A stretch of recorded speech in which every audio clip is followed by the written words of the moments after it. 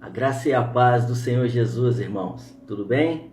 Hoje é o nosso 110º dia da leitura bíblica 2019 e hoje nós estaremos lendo Deuteronômio 31 e 32, estaremos lendo Salmo 61 e Romanos capítulo 12. Eu gostaria de me ater com os irmãos a Romanos capítulo 12. Romanos é um livro fantástico. Alguns historiadores dizem que o Romanos é o maior tratado teológico do Novo Testamento. E o capítulo 12, em especial, traz um divisor de águas no livro de Romanos, ou seja, do capítulo 1 até o capítulo 11, o apóstolo Paulo trata de teologia. Ele vai falando sobre a doutrina, sobre a graça. E no capítulo 12 ele passa da doutrina, da graça para a vida. O que essa doutrina, o que essa graça, o que toda essa teologia deve transformar a nossa vida, a nossa postura e nossos relacionamentos. E ele vai falar do nosso relacionamento com Deus, nosso relacionamento conosco mesmo, com o relacionamento com os irmãos e o relacionamento com os inimigos, inclusive.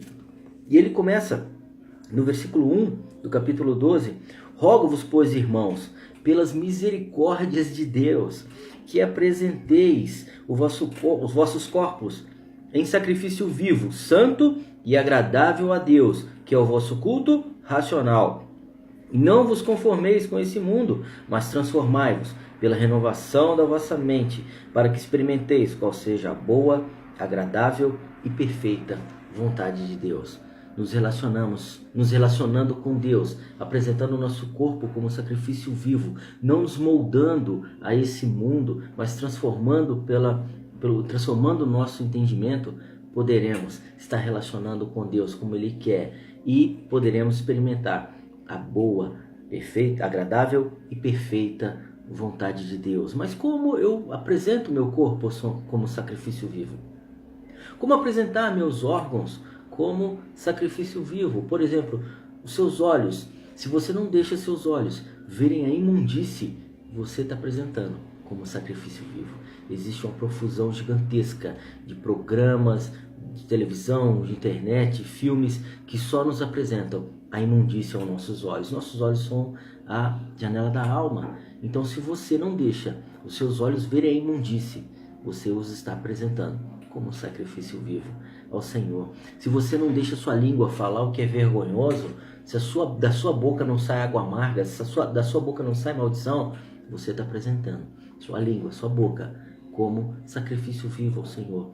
Se as suas mãos não defraudam, se as suas mãos não agridem, você está apresentando as suas mãos como sacrifício vivo ao Senhor. Mas não só nos afastarmos do mal, mas buscarmos o bem.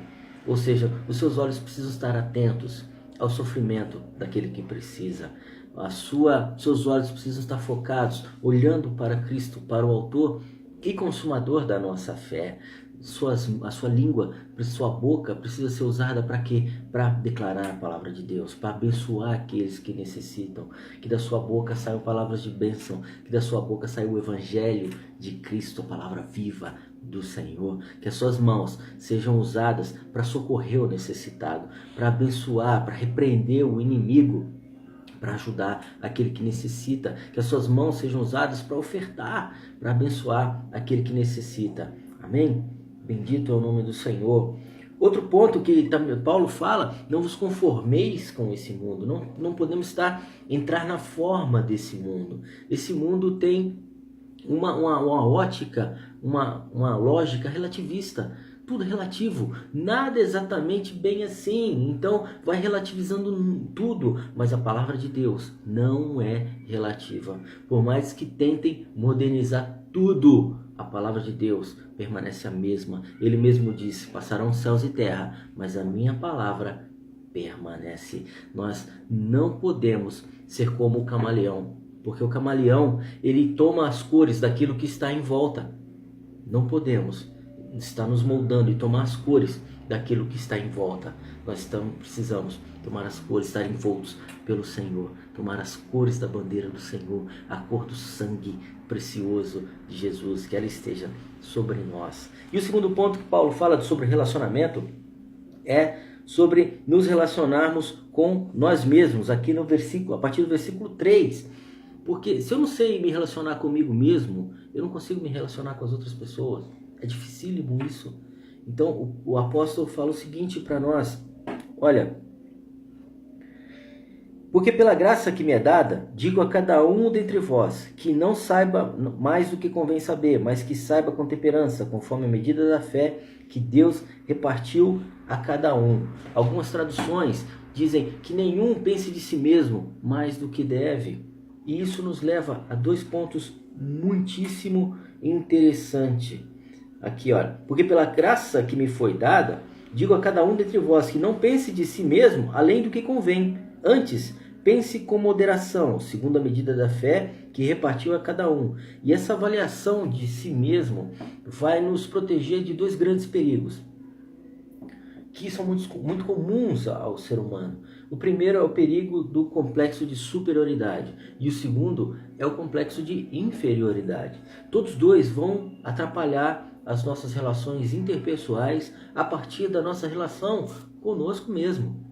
Se eu não consigo me entender, me relacionar comigo, não consigo me relacionar com os outros. E Paulo combateu muito essa questão do complexo de superioridade, lá em 1 Coríntios 12, 21, onde ele, olha que interessante: não podem os olhos dizer à mão, não precisamos de ti, nem ainda a cabeça dizer aos pés, não precisamos de vós. Todos nós somos um corpo, e esse corpo precisa estar muito bem azeitado, muito bem e com muita harmonia. Então nós precisamos de todos os irmãos, não podemos achar que somos mais do que ninguém, entendeu? Imagina se a cabeça acha que só ela resolve tudo, né? Aí corta do pescoço para baixo, entendeu? Então nós precisamos entender que todos no corpo são muito interessantes. O inverso disso é o complexo de inferioridade. Ainda em 1 Coríntios, Paulo fala sobre isso. Porque tanto os que exaltam como os que se inferiorizam estão aviltando a palavra de Deus.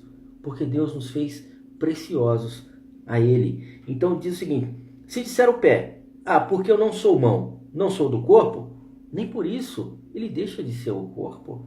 Né? Ou se o ouvido disser, porque sou o olho, não sou corpo, nem por isso deixa de ser corpo. Então entenda que você é precioso para o Senhor. Você é precioso. Você, por amor de você, o Senhor entregou seu único filho. Então tenha esse relacionamento correto com você mesmo, sabendo o quanto você é precioso. E o Senhor também te deu dons. E esses dons que Paulo fala aqui nos trazem outras coisas sobre a unidade da igreja, mas também a multiplicidade de dons. Assim como as pessoas são muito diversas, tem de tudo. Entendeu? Então, nossos dons, e na verdade nós, como ferramentas vivas do Senhor, deveríamos ser como uma grande caixa de ferramenta muito útil. Né? Imagina se você compra uma caixa de ferramenta caríssima, gigantesca, 200 peças, e quando ela chega, tem 200 chaves de fenda, todas iguais. 200 chaves de fenda, todas iguais. Não serve para muita coisa. Então, uma caixa de ferramenta precisa ter o martelo, precisa ter a serra, precisa ter o alicate, não é verdade? Então, essa multiplicidade é muito preciosa. Então, muitas vezes nós ficamos pensando, porque eu queria fazer isso, eu queria ser aquilo, eu queria ser... Você vai ser usado pelo Senhor de maneira importantíssima, porque você faz parte do corpo e Deus ama você. Outro ponto que Paulo fala aqui é o relacionamento com os irmãos, a partir do versículo 9 até o versículo 16. Na verdade, o amor, o que deve reger nosso relacionamento com os irmãos é o amor. Esse amor é o sangue que irriga cada um dos membros do corpo de Cristo. Esse sangue de Jesus, repleto de amor, é que vai irrigar cada um desses membros, todos os membros. Então precisamos que esse amor venha reger o nosso relacionamento com os irmãos, esse relacionamento interpessoal com qualquer pessoa. E Paulo explica como deve ser esse amor. Está lá no versículo 9. Não seja fingido, aborrecei o mal e apegai-vos ao bem. Na verdade, nós precisamos nos afastarmos do mal na mesma proporção que buscamos o bem. Da mesma proporção que buscamos o bem, que amamos o bem, precisamos rechaçar o mal. Preferindo-vos em honra uns aos outros, amai-vos cordialmente uns aos outros com amor fraternal, preferindo-vos em honra uns aos outros. Não sejais vagarosos no cuidado, sede fervorosos no espírito, servindo ao Senhor. Alegai-vos na esperança, sede pacientes na tribulação, perseverai na oração. Comunicai com os santos as suas necessidades, segui a hospitalidade. Precisamos procurar ajudar aqueles que são necessitados. Todas as igrejas têm o seu setor social. A Igreja Batista Central de Venda Nova tem o Oásis, que tem ajudado, suprido muita gente com cestas básicas e por aí vai. Então, vamos ajudar os santos. E ele fala também que nós devemos ser hospitaleiros. Abra sua casa. Abra sua casa. Isso dá uma ministração gigantesca sobre célula. Eu não consigo não falar disso. Eu vivo isso. Eu amo o discipulado, amo célula. Então, que a sua casa seja aberta para receber aqueles que precisam de ajuda. Aqueles que precisam conhecer o Senhor, mas não sabem onde Ele está. Mas na sua casa Ele está. Que a sua casa seja um lugar onde o nome do Senhor seja declarado e glorificado. Então, abra sua casa para aqueles que precisam do Senhor Jesus. Outro ponto, terminando, é o relacionamento com os inimigos. Crente faz inimigos? Não, mas crente tem inimigos. O Senhor Jesus foi a pessoa mais bondosa, mais calma, mais paciente, mais caridosa que já pisou nesse nosso planetinha azul. Mas se levantaram inimigos contra ele. E se você é um pequeno Cristo, se você é um cristão, inimigos vão se levantar contra você. Mas nesse capítulo fantástico de Romanos, ele também nos ensina a lidarmos com ele, porque também precisamos relacionar com os inimigos, precisamos saber como lidar com eles. A partir aí do versículo 17, ele diz o seguinte: a ninguém torneis mal por mal, procurai as coisas honestas perante todos os homens. No que depender de vós, tende a paz com todos os homens. Não vos vingueis a vós outros, amados, mas dai lugar à ira, porque está escrito: minha é a vingança, eu recompensarei, diz o Senhor. Portanto, se teu inimigo tiver fome, dá-lhe de comer. Se tiver sede, dá-lhe de beber. Porque fazendo isso, amontoarás brasas de fogo sobre a sua cabeça. Não te deixes vencer do mal, mas vence o mal com o bem. Em primeiro lugar, não devemos retalhar o inimigo. Quando nós tomamos a vingança nas nossas mãos, é como se fosse uma apropriação indébita de uma atribuição exclusiva do Senhor, porque Ele mesmo disse aqui: minha é a vingança. Então, creia, descanse no Senhor, deixa Ele tomar, deixa Ele responder por você, deixa Ele te defender. Em nome de Deus, por mais difícil que seja, deixa Ele defender você. Vamos nos esforçar por fazer o bem, inclusive ao inimigo. Porque pagar o bem com o mal é demoníaco. Pagar o mal com o mal é condição humana. Agora, pagar o mal com o bem é graça divina. Vem do Senhor. Se você é cheio do Espírito Santo, Ele vai trazer isso ao seu coração. Que o Senhor te abençoe poderosamente. Em nome de Jesus. Amém.